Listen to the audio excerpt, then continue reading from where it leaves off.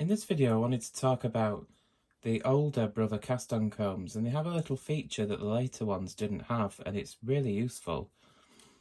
The way you'll know that if your cast-on comb has this function is if you have the two-piece comb, so the two separate combs. You have the 100 stitch cast-on comb and the 200 stitch cast-on comb, two separate combs. The later ones, the combs joined together, and you had a 140 needle section and a 60 needle section.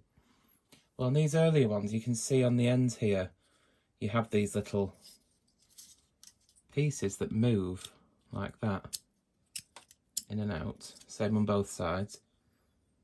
And you can use these to hold the cast-on comb against the machine while you cast on, rather than having to hook it on afterwards. So what you need to do, you need to move this little lever on the end to a 90-degree position like that, and you can see that the little point there is sticking out. Okay, you do the same on this side. Then you line it up with the teeth of the comb facing you.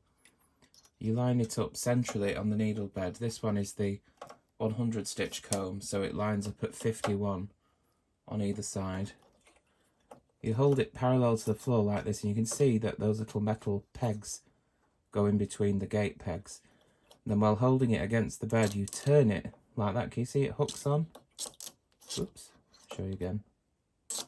See, it hooks onto the gate peg like that when you turn it.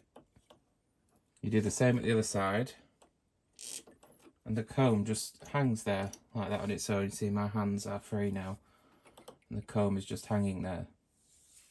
Then you would get your needle pusher and bring the needles you want to cast on into working or B position,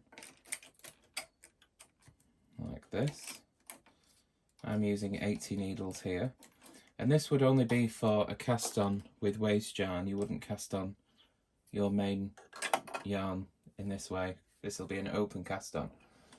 We thread the carriage with the yarn, knit across. Okay, and you can secure your tail end into that clip there on the end of the comb to keep it secure. Then turn those levers back towards you, and then you can pull the comb down, and you can see it hooks on to that cast on edge. And just be sure to free the yarn from the teeth there at the beginning of the comb, so it's just trapped by one tooth and not all the others. Then you can put a couple of claw weights onto your cast on comb. Okay, like that. And you can just continue knitting.